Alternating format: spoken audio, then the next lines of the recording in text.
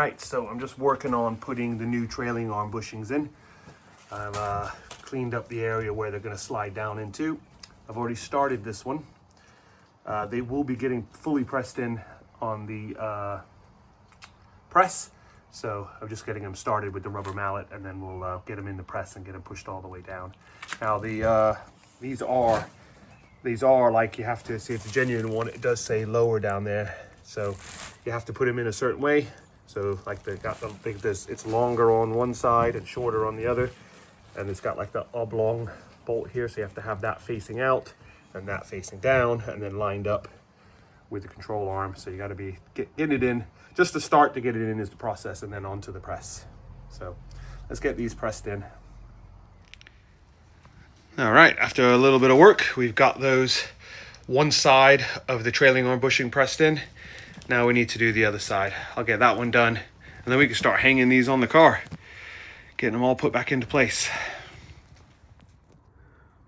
Okay, so we've got the trailing arm mounted. It's hanging up there with a couple bolts. And then what we're going to do now is start assembling all the lower control arms, getting all the brake lines in, running the e-brake cable, putting all the miscellaneous brackets and stuff that need to go on the back of the control arms. Now I'm going to start installing those. As you can see up there, I've got the hard race upper adjustable camber arms in place. So they're just snugged up. Nothing's tight, it's just snugged. And then we'll be working on getting all this back together now. So let's get started.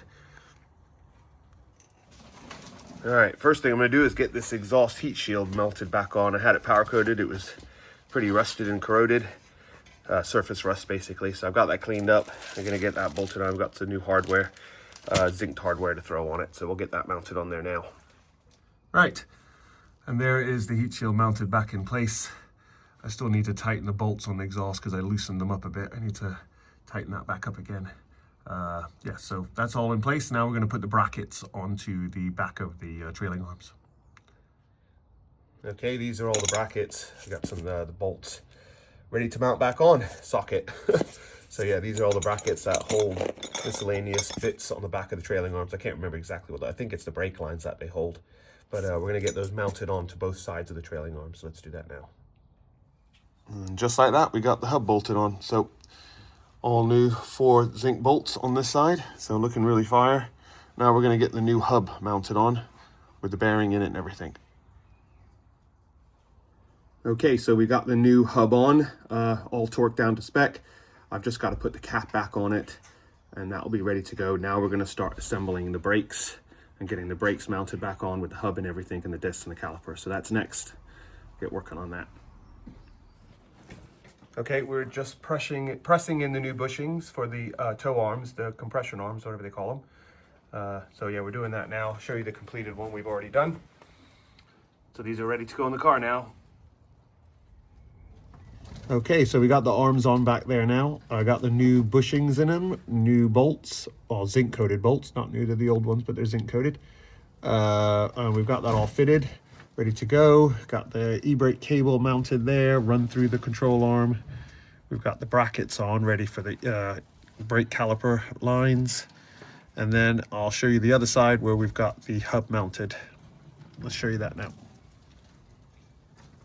All right, there you go with the rotor on now, the discs.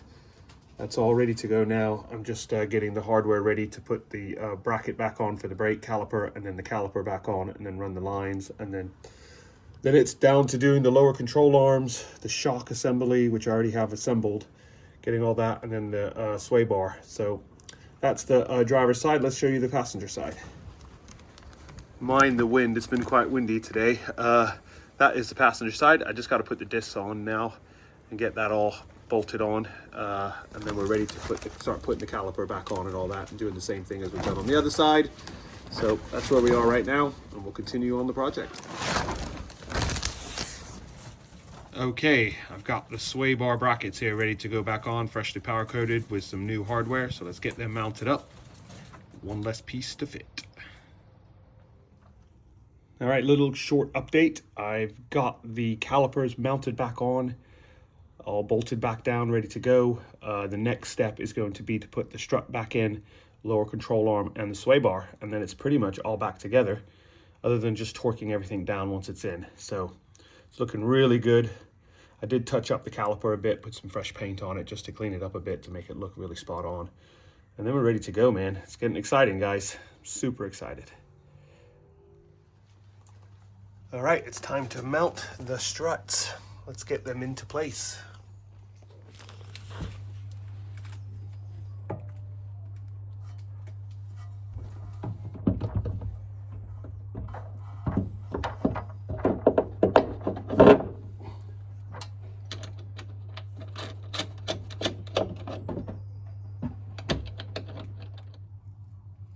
Okay, now that we got the strut hanging, now I think it's time to mount the brake lines. So I'm going to mount those up to the brackets that are on the back of the control arm there. I've got my new hardware here ready to go for both sides, so we'll get that mounted up now. Okay, the next step in the build is to mount the lower control arm. So we've got the new hardware for the outer parts of this of the control arm. So we'll get that in, and then we'll mount the center part where the strut goes in, and then it's the sway bar. So it's all coming together now. We're getting there. All right, so we got the lower control arms fitted now. All the new bolts hardware fitted inside. Not torqued down yet. Got to put the load on the suspension before we torque them down, but that's it. Looking there, looking really good. Now we just got to fit the sway bar. We'll get that mounted now. Okay, next job is to fit the sway bar, the rear sway bar. So we got new end links, genuine Honda end links, genuine Honda bushings, energy suspension bushings for the mounts on the frame, and then all the hardware yellow zinced. So we're ready to go. We're gonna get that fitted now. All right, we have got the sway bar mounted, all nice in there, bolted down, and I've all gone ahead and torqued everything down to spec with the torque wrench.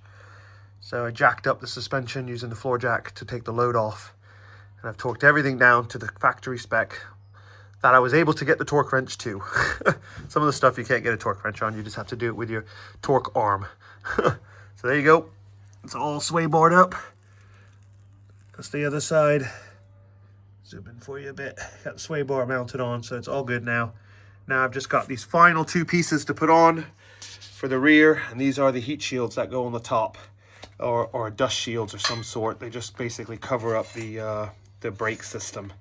So we're going to bolt those down, new hardware, and then the rear is finished. Sweet. All right, I've finished with the rear suspension now. So I'm going to bolt the wheels back on the car and get it roadworthy. And the next video, you'll see me at the MOT station getting the car MOT'd. And I'll try to get a good underside video for you guys, so stay tuned.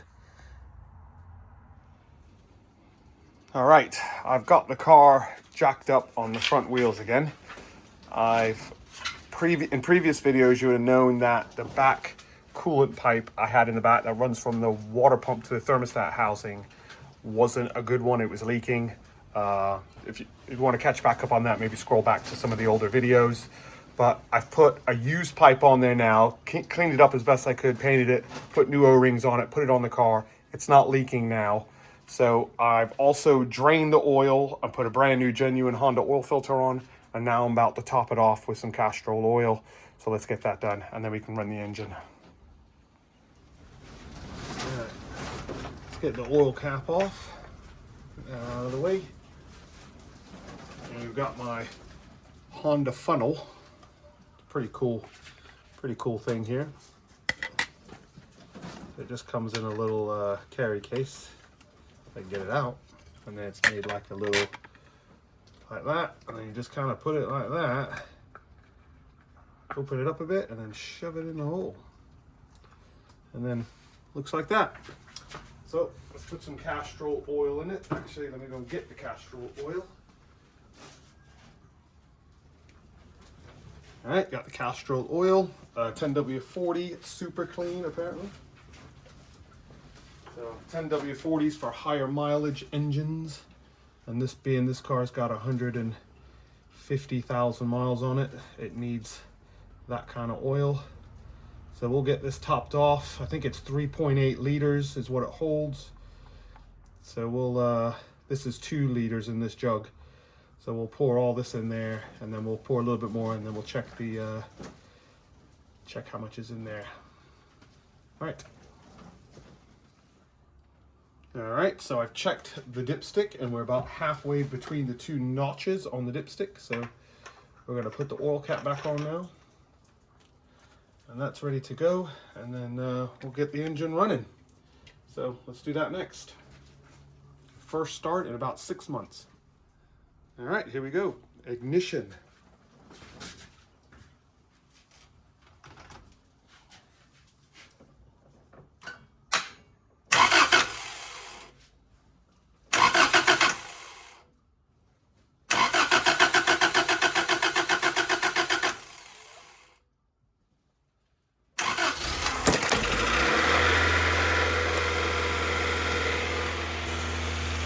All right, we are running.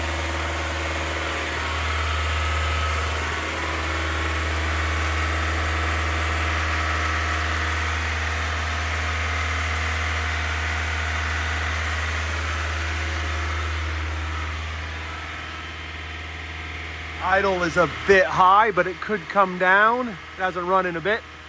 Let's see what it does.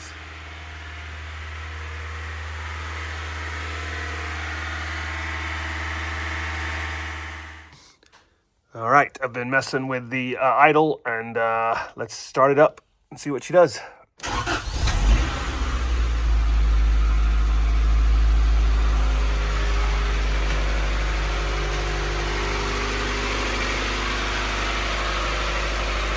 Still idling a little bit high right now because it's cold, but it does drop down to about 900.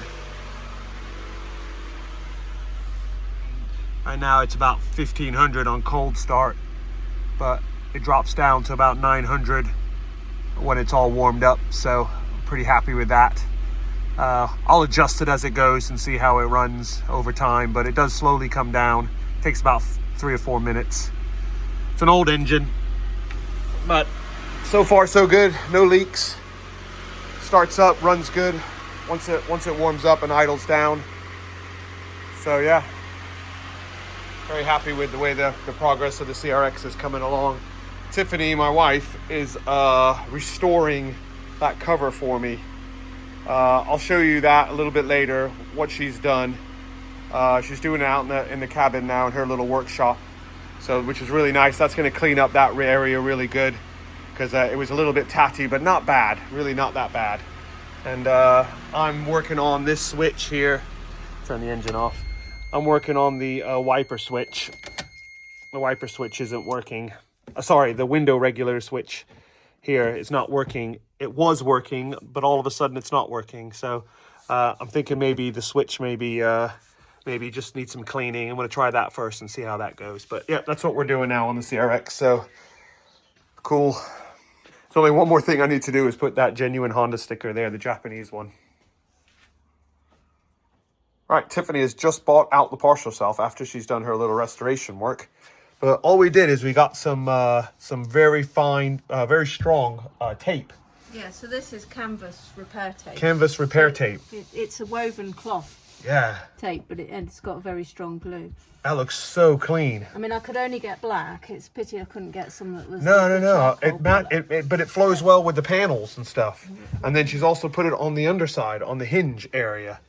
So it is so much stronger now, because before, when you open this, it was like falling apart. Now that's secure, and that's going to last probably another 30 years. As long as you take care of it and you're not abusive with it. But that is really good. Thank you, honey, for doing that. That's a great job.